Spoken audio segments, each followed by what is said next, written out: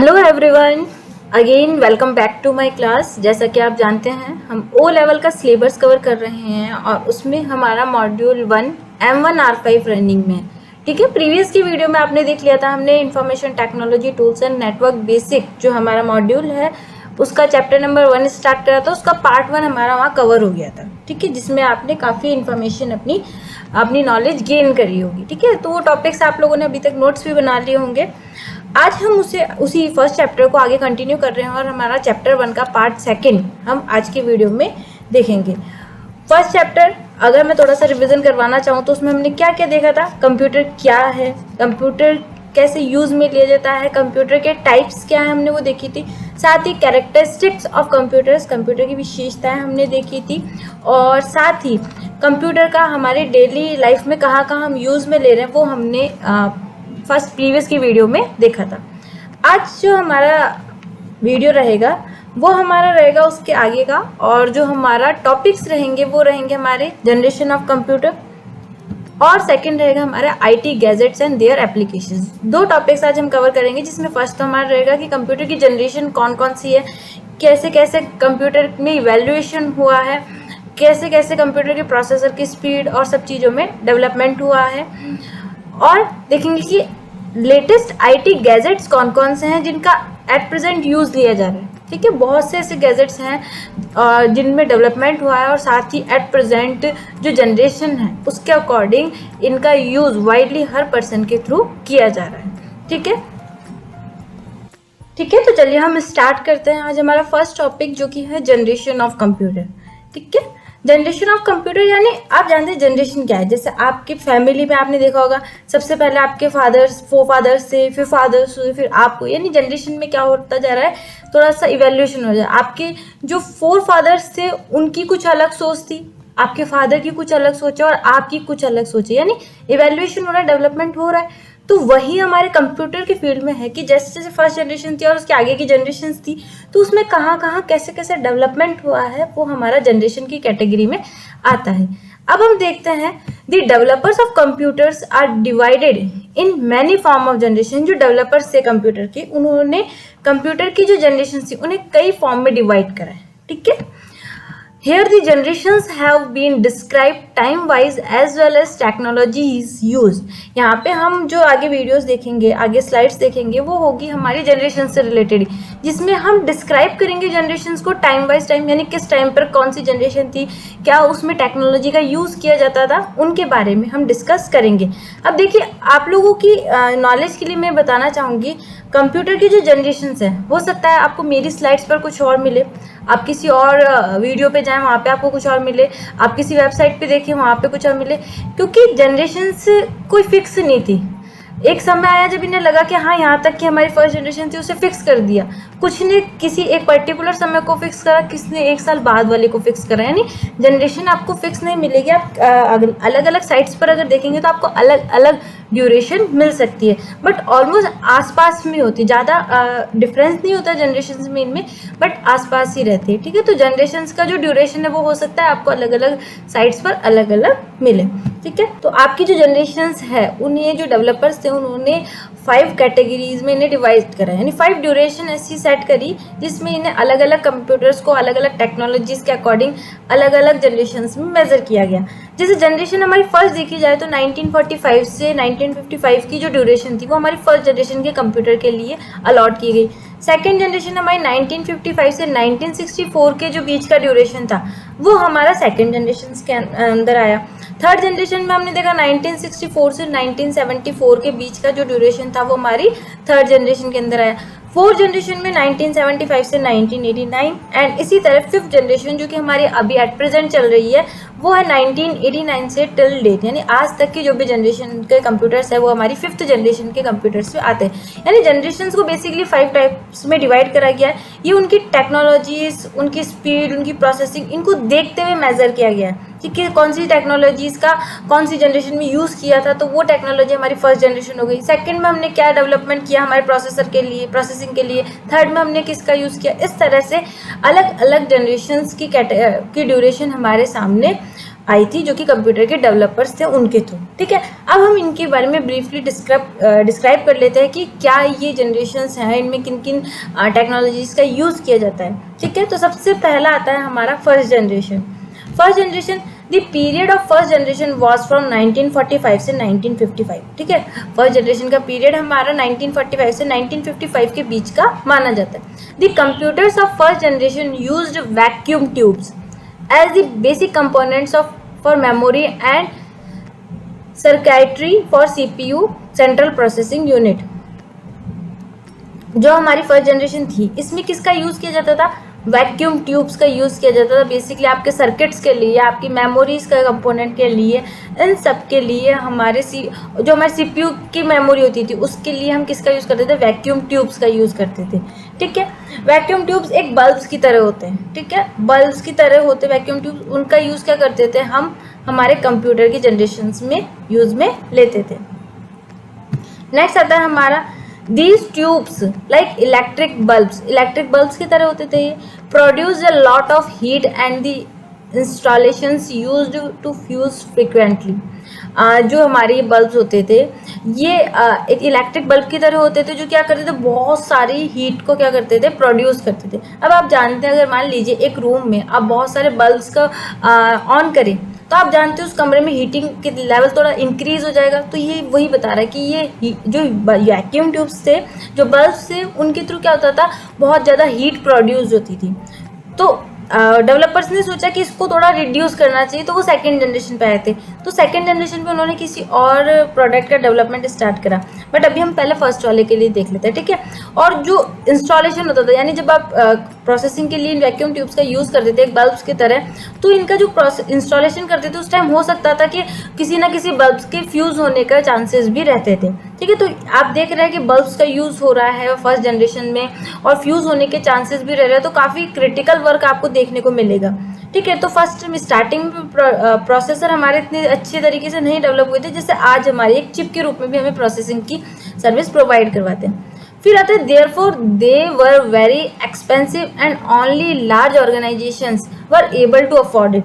इतने सारे vacuum tubes का यूज़ करना, यानी एक तरह से बल्ब्स का यूज़ करना कोई सिंपल मामूली काम नहीं था। नॉर्मल पर्सन इन्हें यूज़ नहीं करता था, क्योंकि इनका मेंटेनेंस और इनका रखने का तरीका, इन्हें इंस्टॉलेशन करना, ये सब काफ़ी मात्रा में क्या होता था? एक एक्सपेंसिव प्रोडक्शन, एक्सपेंसिव हमारे प्रोसेसिंग यूनिट को बनाने में होता था। ठीक है, तो इस कारण इन्होंने ये क्या देखा गया कि ये काफ़ी एक्सपेंसिव है और इसका जो नॉर्मल पर्सन है वो यूज़ नहीं करते थे। इनका केवल लार्ज जो ऑर्गेनाइजेशंस होती थी वो ही इसे अफोर्ड कर पा रहे थे।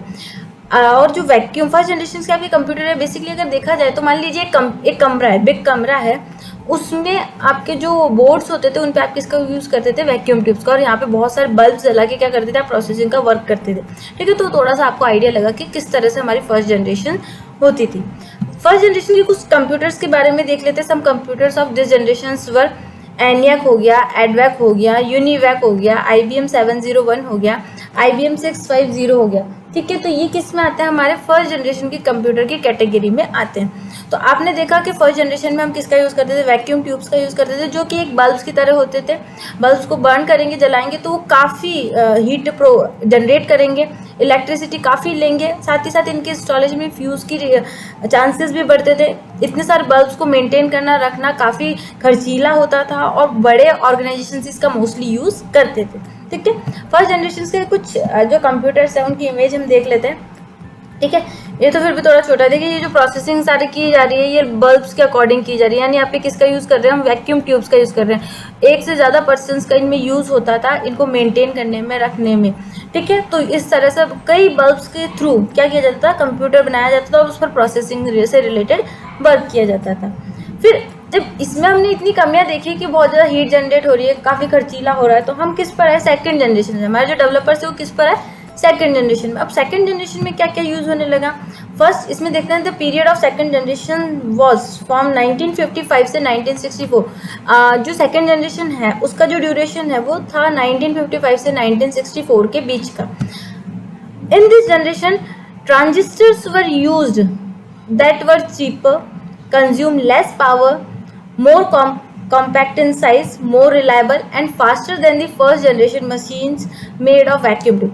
सेकेंड जनरेशन में हमने यूज़ में लिया ट्रांजिस्टर्स का, ठीक है। अब हमने बल्ब नहीं लिए, छोटे छोटे हमारे पास एक बोर्ड्स टाइप में आ गए, एक सर्किट टाइप में आ गए छोटे छोटे से ना।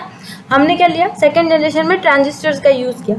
अब ट्रांजिस्टर्स क्या करते थे, जो हमारे बल्ब्स होते थे उनसे कम पावर कंज्यूम करते थे, इनको रखने के लिए भी ज़्यादा जगह की ज़रूरत नहीं पड़ती थी, जैसे कि हमारे फर्स्ट जनरेशन वाले कंप्यूटर के रखने में होती थी। ये फर्स्ट जनरेशन से ज़्यादा सस्ते थे, उनसे रिलायबल थे और उनसे ज़्यादा इसमें प्रोसेसिंग की स्पीड क्या थी, फास्ट थी, ठीक है। तो ये काफ़ी अच्छा डेवलपमेंट, हमें एक अल्टरनेट ऑप्शन मिला, दूसरा ऑप्शन मिला हमारे वैक्यूम ट्यूब्स से का, ठीक है। वैक्यूम ट्यूब्स में हम देखो बहुत हीट जनरेट हो रही है और इसमें जबकि उतना हीट जनरेट नहीं हो रहा। ये मान लीजिए पहले जो आपका एक रूम में आपका प्रोसेसिंग का वर्क होता था, अब वो किस पे हो गया, एक वॉल पे यानी एक दीवार पे भी हो गया, ठीक है। कम करते जा रहे हैं हम हमारे कंप्यूटर्स की साइज को। In this generation magnetic cores were use as a primary memory.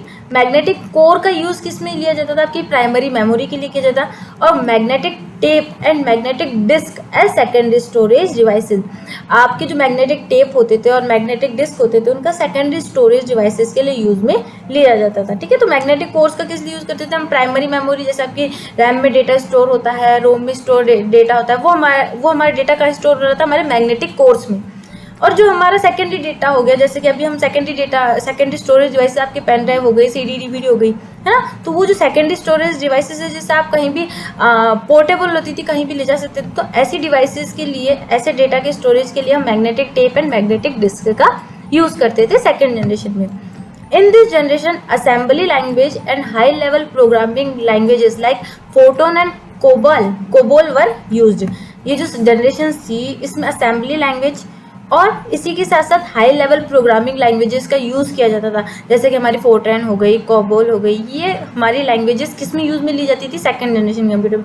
आपका कोई भी कॉम्पिटिटिव एग्जाम्स हो, कोई भी एग्जाम हो, उसमें आपसे क्वेश्चन पूछा जा सकता है कि फोर्ट्रैन एंड COBOL कौन सी जनरेशन में यूज़ में ली जाने वाली हाई लेवल प्रोग्रामिंग लैंग्वेजेस है। तो आपको पता होना चाहिए किस में यूज़ में होती है, सेकेंड जनरेशन में यूज़ में ली जाती है। सम कंप्यूटर्स ऑफ दिस जनरेशन, इस जनरेशन के कुछ कंप्यूटर्स के बारे में देख लेते हैं। IBM 1620, IBM 7094, CDC 1604, CDC 3600, UNIVAC 1108, ये हमारे सेकेंड जनरेशन के कुछ एग्जाम्पल्स हैं। सेकेंड जनरेशन के कुछ कंप्यूटर्स हैं, उनकी हम इमेज देख लेते हैं। काफ़ी रिड्यूस हुई है साइज़, पहले काफ़ी बड़ा होता था, अब हम ट्रांजिस्टर्स का यूज़ कर रहे हैं, बल्ब्स का यूज़ नहीं कर रहे हैं। पहले जैसे आपने देखा था एक रूम में आ रहा है, अब ये थोड़ा सा कम हो गई, इसकी साइज़ रिड्यूस हो गई। तो ये हमारे सेकेंड जनरेशन के कंप्यूटर की आपको इमेज यहाँ पे दिख रही है। नेक्स्ट हम बात करते हैं थर्ड जनरेशन।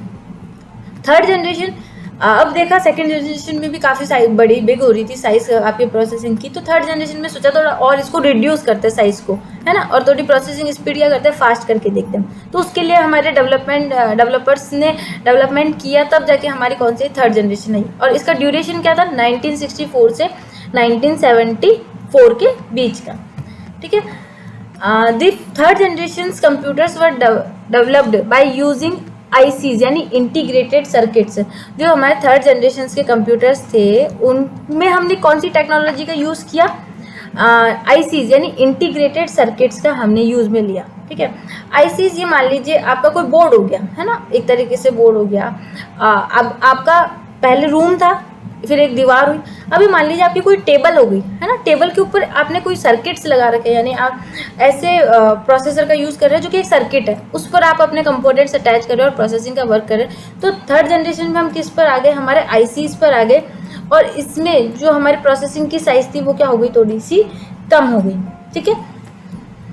ICs क्या करते हैं, अपने बहुत सारे जो आपके ट्रांजिस्टर्स होते हैं, रजिस्टर्स होते हैं, कैपेसिटर्स होते हैं, उनको अपने में अटैच करके उसके थ्रू हम क्या करते हैं, प्रोसेसिंग का वर्क करते हैं। तो यानी थर्ड जनरेशन में हमने कौन सी टेक्नोलॉजी का यूज़ किया, ICs का, जिससे कि क्या हो गई, हमारे कंप्यूटर की साइज़ ऑटोमेटिकली क्या हो गई, कम हो गई। क्योंकि ये नॉर्मल एक टेबल जितना होता था, कम होता था इसकी साइज़, है ना, टेबल से भी कम भी मान सकते हैं और थोड़ी सी उसके अकॉर्डिंग ही मान सकते हैं। In this generation computers are used for scientific, commercial and interactive online application.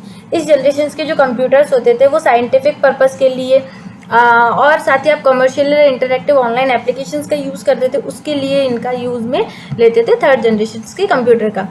Programming was done in high level programming languages such as Fortran 4, Pascal, Basic etc.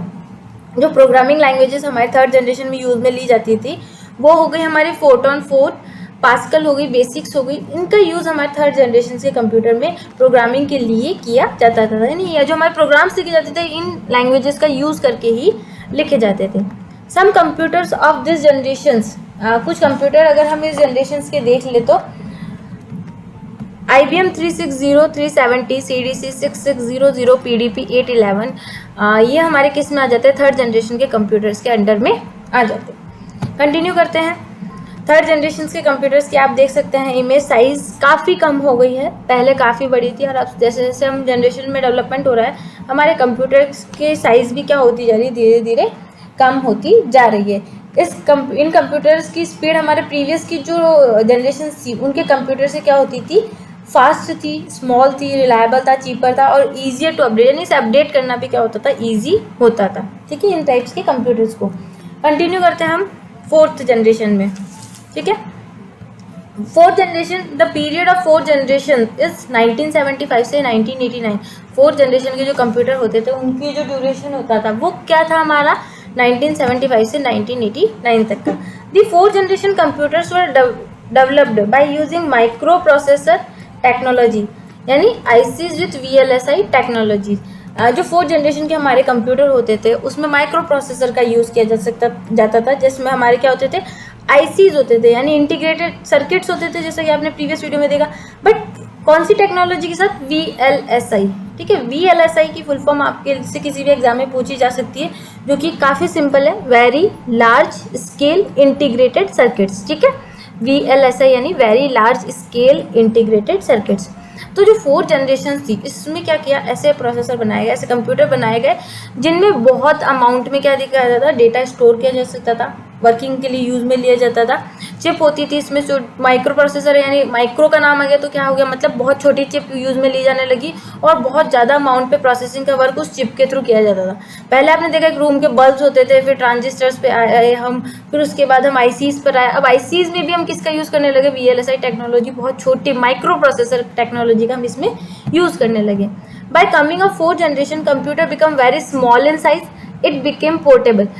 Fourth generation में हमारे कंप्यूटर की size हो गई बहुत छोटी हो गई और ये क्या होते थे, पोर्टेबल होते थे, यानी आप इन्हें कहीं भी ले जा सकते थे अपने रिक्वायरमेंट के अकॉर्डिंग। ठीक है, जैसे आपका घर का लैब कंप्यूटर हो गया, वो किस में आ गया, आपका फोर्थ जनरेशन में आ गया। ठीक है, the machine of fourth generation started generating very low amount of heat. Fourth generation की जो मशीन्स होती थी, कंप्यूटर्स होते थे, वो बहुत कम मात्रा में हीट जनरेट करते थे, ज़्यादा इसमें हीट जनरेट नहीं होती थी। जैसे आपके लैपटॉप या घर के अगर कंप्यूटर देखते हैं आप, तो उनमें हीट ज़्यादा कंज्यूम नहीं होती, जनरेट भी नहीं होती, ना ही वो ज़्यादा पावर लेते हैं आपका। ठीक है, बहुत कम अमाउंट पे पावर लेते हैं और आपके लिए वर्किंग जो भी होती है प्रोसेसिंग का वो करके देते हैं। It is much faster and accuracy become more reliable. ये क्या होता था, आपकी प्रीवियस की जो भी कंप्यूटर्स थे उनसे ज़्यादा स्पीड फास्ट होती थी, एक्यूरेट रिजल्ट मिलता था और बहुत ज़्यादा रिलायबल होता था इस पर वर्क करना। It become available for the common people as well. ये सभी कॉमन पीपल के लिए यूज़ में लिया जाता था आपके फोर्थ जनरेशन के computer. Programming was done in high level programming languages like C++ and database were used in this generation.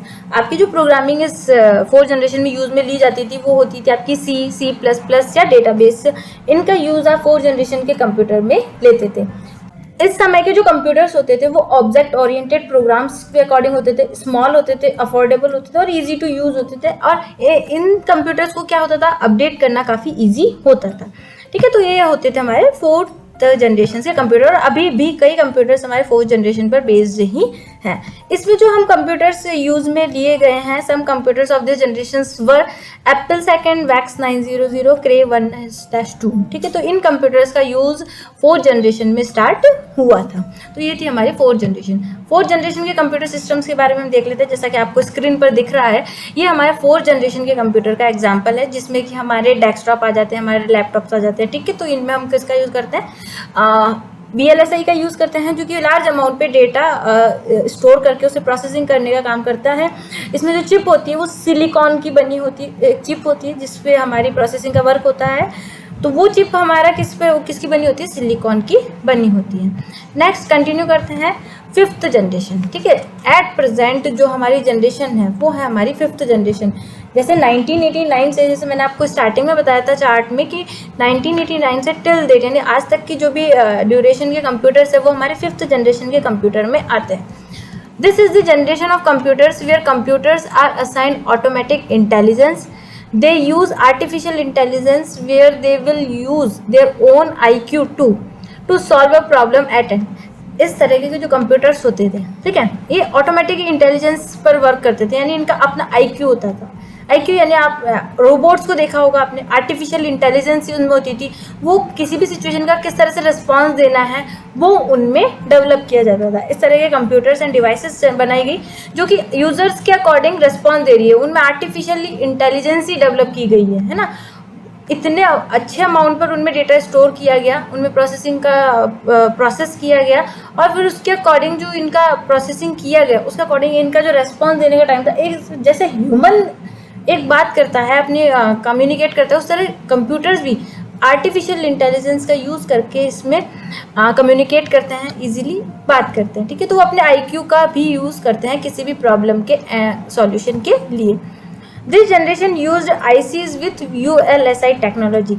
ये जो जनरेशन थी वो हमारे ICs का यूज़ करती थी, किसके साथ, ULSI टेक्नोलॉजी। प्रीवियस की जनरेशन में हमने देखा था VLSI का यूज़ किया जाता है, इस जनरेशन में हम ULSI यानी अल्ट्रा लार्ज स्केल इंटीग्रेशन जो चिप होती थी उसका यूज़ करते थे, यानी बहुत अल्ट्रा लार्ज अमाउंट पे हम क्या होते थे उस चिप के अंदर ICs में इतना ज़्यादा डेटा अमाउंट स्टोर करते थे। अब आप देखेंगे रोबोट है, आप कुछ भी बोलेंगे उसके अकॉर्डिंग रेस्पॉन्स देगी, तो वो रेस्पॉन्स कैसे देगी, उसकी जो प्रोसेसर है उसमें इतने लार्ज अमाउंट पे डेटा स्टोर किया गया है कि वो आपने जैसा क्वेश्चन करा होगा उसके अकॉर्डिंग आपको रेस्पॉन्स देगी। ठीक है, तो 5th जनरेशन में हम ULSI टेक्नोलॉजी का यूज़ करना स्टार्ट कर दिया हमने। ठीक है, In this generation, computers are used for scientific, commercial, interactive, online applications, multimedia and network applications. इस जनरेशन के कंप्यूटर हमारे scientific, commercial, interactive and online applications, multimedia और नेटवर्क एप्लीकेशंस के यूज़ में लिए जाते हैं। ठीक है, तो आपने देखा ये हमारे 5th जनरेशन के कंप्यूटर थे जिसमें डिवाइसेस इस तरह से बनाई गई जो कि रोबोट की तरह, यानी जिनमें आर्टिफिशियल इंटेलिजेंस ही डेवलप की गई, प्रोग्रामिंग ऐसे की गई, उनमें प्रोसेसर में डेटा इतना अमाउंट में स्टोर किया गया, इस तरह से प्रोग्रामिंग की गई, उनकी मेमोरी में इतना ज़्यादा डेटा स्टोर किया गया कि वो ह्यूमंस के अकॉर्डिंग रिस्पॉन्स देने लगी। प्रोग्रामिंग लैंग्वेज इसमें कौन कौन सी यूज़ में ली जाने लगी, programming was done in high level programming languages such as VB, Visual Basic, Java, Python, .NET etcetera.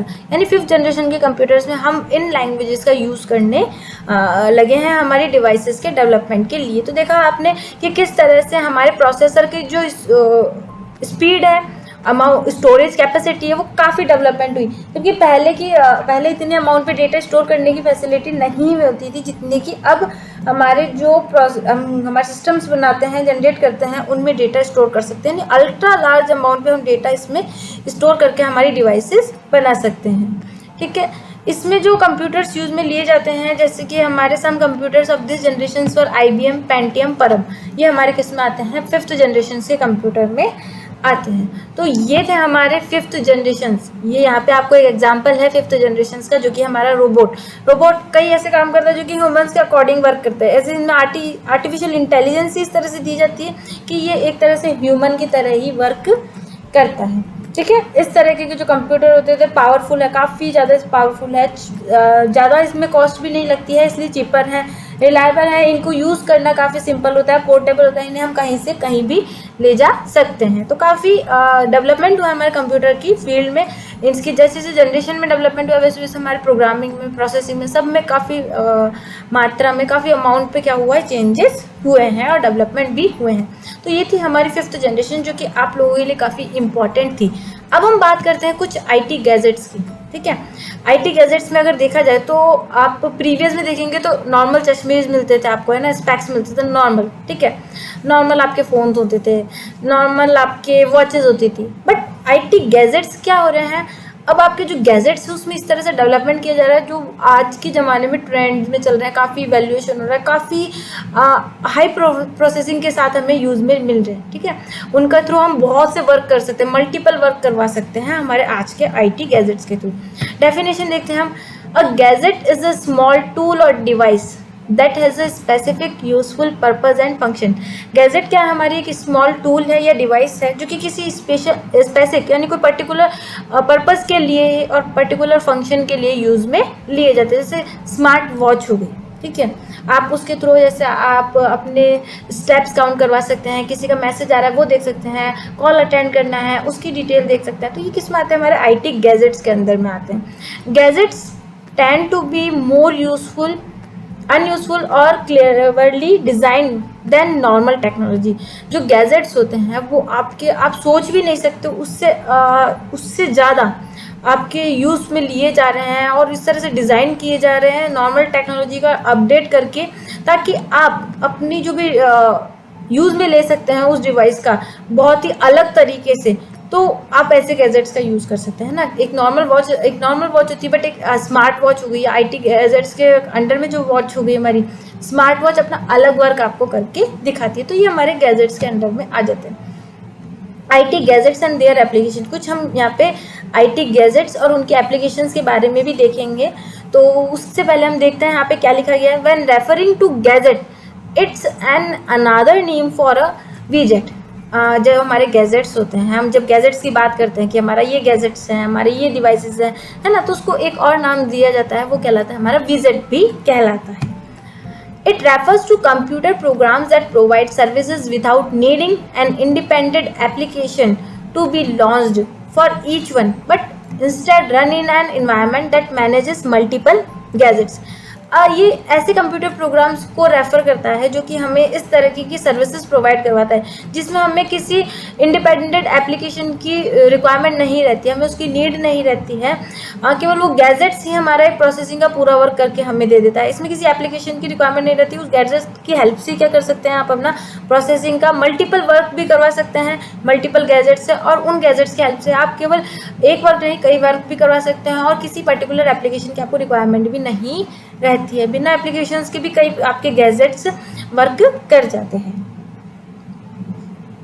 ठीक है। Let us see latest IT gadgets. हम देखते हैं कुछ लेटेस्ट IT गैजेट्स, जैसे कि हमारा सबसे पहला रहता है स्मार्ट वॉच 360, ठीक है।